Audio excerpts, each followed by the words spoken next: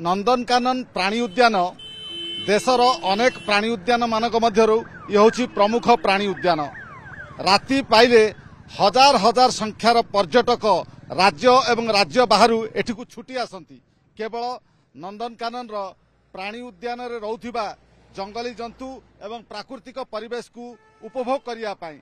किंतु आपण को एई जो चित्र देखेबा पाई जाउची ये होछि नंदनकानन प्राणी उद्यान सामना रे थिबा जो बस पार्किंग रो ये होछि विकल चित्र। ये जो चित्र आपण देखुछंती ये जो दृश्य देखुछंती ये नंदनकानन प्राणी उद्यान सामना रे थिबा बस पार्किंग स्टैंड रो ये होछि विकल चित्र। जो राज्यर पर्यटक माने आसुछंती यात्री माने आसुछंती एई दृश्य को देखिले हसुछंती एवं ओडिसार चित्र चरित्र उपरे से माने प्रश्न उठाउछंती। एई जो बस सब आसुची राज्य बाहरु एई पार्किंग करिया पई सेमानकु 70 टंका लेखा देबाकू पड़ुछि। किंतु 70 टंका लेखा देबा सत्वे मध्य पार्किंग रे कोनोसी व्यवस्था नाही। केवल बस एठी जो माने टेंडर नैछंती 2 चकिया जान 4 चकिया जान एवं एई जो बस आसुची यात्रीबाही बस सेमानक ठारू पार्किंग आदाय करा जाउछि किंतु कोनोसी पार्किंग रो सुविधा सुजोग एठी प्रदान करा जाउ नाही।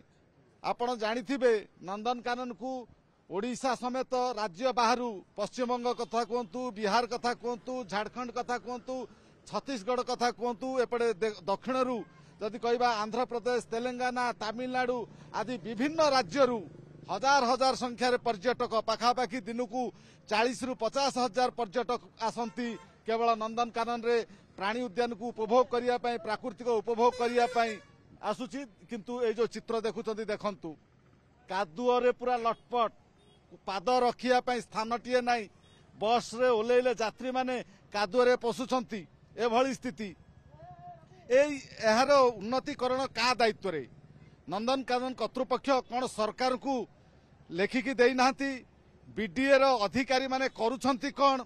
यात्रीबाही बस मु चलाउची आ विभिन्न कोणरू लोक मान को धरिकी आसूची बुलेकरी नहीं जाऊँगी। ये पार्किंग रो अवस्था यही भाया आज्ञा 70 टका पार्किंग दौचु किंतु लोक आसिले भुवनेश्वर कैपिटल जहाँ कि आम ओडिशार राजधानी लोक मैंने देखिले हसुचंती आमको क्रिटिसाइज कथा कहते यही भाया राजधानी यही सदृश देखिकी रूप देखिकी आमको बहुत अपहास करुँच। आज्ञा पार्किंग रो अवस्था यही भाया गाड़ी गुड़ाक आम रखुचु रोड उपरे जहाँ फल कि आमर भी फाइन कटुची आमको विभिन्न प्रकार जंत्रणा भी मिलूँ दुकान ठारू धरी पब्लिक पर्यंत आमको विभिन्न प्रकार जंत्रणा भी दौरान किए गाड़ी कलानी तो किए विभिन्न प्रकार कथा कहलानी सब सहीकि आज्ञा एमती गाड़ी फसीज ना भय लगुच रोड साइड रखा पड़ू आ दरकार पड़े भी आमको फाइन भी दवाई पड़ू। इधर पार्किंग का बहुत व्यवस्था गड़बड़ा गया है, इसको सुधारने की बहुत लग सकता है। जब पार्किंग की व्यवस्था के लिए 250 रुपये जब ले रहे हैं तो इसको सुधारने की भी बहुत आवश्यकता है। पानी गिरने से पूरा कीचड़ हो गया है। बस तो जा सकते हैं लेकिन आदमी बस के पास नहीं जा पाता, ऐसा टाइप का हो गया है। इधर तो बहुत ही कीचड़ है। कहाँ से आए हो नाम बताओ। मेरा नाम सुमन है, मैं तो वेस्ट बंगाल से आया हूँ। बंगाल से इधर बस पार्किंग के लिए जगह बहुत अच्छा था पहले साल जब आए थे। इस साल बहुत ही कीचड़ है। इसको अगर वो सीमेंट करके जो अच्छा करना पड़ता है इसका काम अगर होगा तो बहुत ही अच्छा होगा, यही बात कहना चाहते हैं। बीडीए रो ये होची स्थान एवं एई जगह को स्थानीय अंचल लोक विभिन्न होटेल दुकान एवं टॉयलेट बाथरूम करके मालामाल होउछंती किंतु सरकार एठी निद भांगुनी। देखंतु बाहर राज्यर यात्री माने आसिले किभली एई दृश्य को देखिले हसुछंती। ओडिशा सरकार स्थानीय प्रशासन प्रति अंगुली निर्देश करुछंती। देखंतु ये होची राजधानी भुवनेश्वर एवं देशर प्रमुख प्राणी उद्यान मानक मध्यरु ये होची आउ एक प्रमुख प्राणी उद्यान होची नंदनकानन।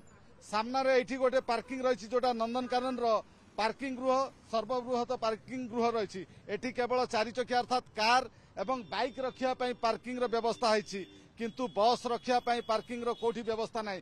देखंतु उभय पार्श्व ये होची प्रमुख रास्ता जोटा भुवनेश्वर एवं कटक को संजोग करुवा ये होची प्रमुख रास्ता उभय पार्श्व समूह यात्रीवाही बस गुड़ाक छिड़ा होती पार्किंग करके रखिंट से पुलिस मना करूना जदि भी पुलिस मना करे ताहले से माने जिबे कुआडे देखुंट ये हूँ पार्किंग करुवा स्थानर दृश्य किभली कादुओ होईछि लोक जिबा आसिबा करि पारुना ये कौन प्रशासनिक अधिकारी माने देखी ना ना देखी चाही एमिति सोई रही विभागीय मंत्री करुछंती कौन विभागीय सचिव करुछंती कौन स्थानीय प्रशासन करुछि कौन कोटी कोटी टंका ये जो पर्यटक आसुछंती सेमानक ठारु कोटी कोटी टंका आदाय करा जाउछि पार्किंग पई कोटी कोटी टंका आदाय करा जाउछि किंतु काम देखिला बेलू एभली स्थल रे पड़ी रही जो फल कि बाहर राज्य रे आसुथिबा पर्यटक माने ए जो अवस्था देखिकी